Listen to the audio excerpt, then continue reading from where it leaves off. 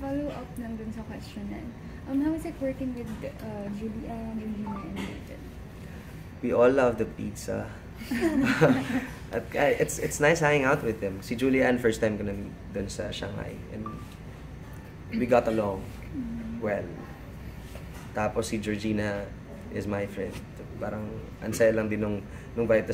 Plus David na nakikita ko na rin like outside. Pero dun lang talaga kami nakahang out. So, ang ganda lang.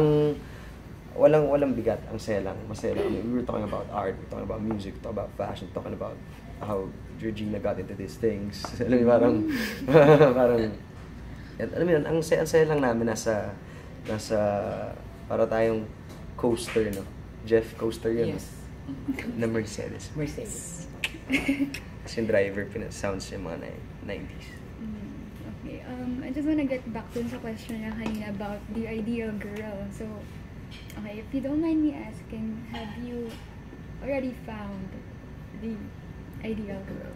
Well, the ideal girl is actually imaginary. But I am like so much inspired because when it comes to like those stuff, I mean, but it's fine. I mean, I'm happily married to my art. Yeah.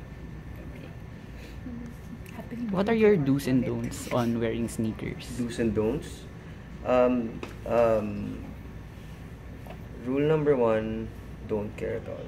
Rule number 2, don't care at all. Rule number 3, don't care at all. Rule number 4, if it gets dirty, it gets dirty. I mean, kumbaga kung ano yung sapatos mo. Yun yung bad trip nga pala na story. Kasi, nalinis siya. Yun yung story. Mas mapag-rugged siya. Anyway, hindi kasi ako, naniniwala ako. Kung ano yung sapatos mo, kung ano yung dumi niyan o ano nandyan, yun yung pinagdaanan niya. Experience. Pinagdaanan niya talaga yun, literal. Experience niya. So parang yung do's and don'ts, walang do's and don'ts.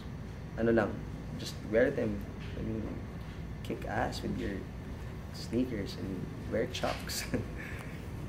What was the best part of your trip sa China? Yung kwentuhan. Tsaka yung kainan namin, yung bonding namin na Julian was amazing.